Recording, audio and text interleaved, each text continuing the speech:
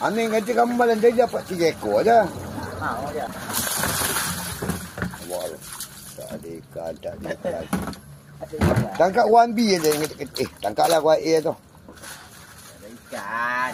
Aku cakap tak ada ikan. Oh, nah. Orang memang nunggu bagi balik. Habis aku sedang masuk lantar. Mereka aja. Dia kira kamu lagi cekap daripada aku.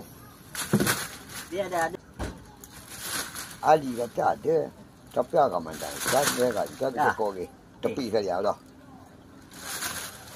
Oh, nampak ah. Masuk pusing ke badannya.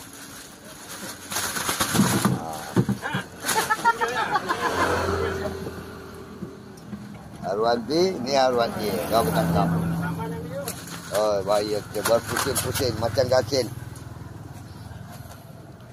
Mancana Arwan A. 3 kilo.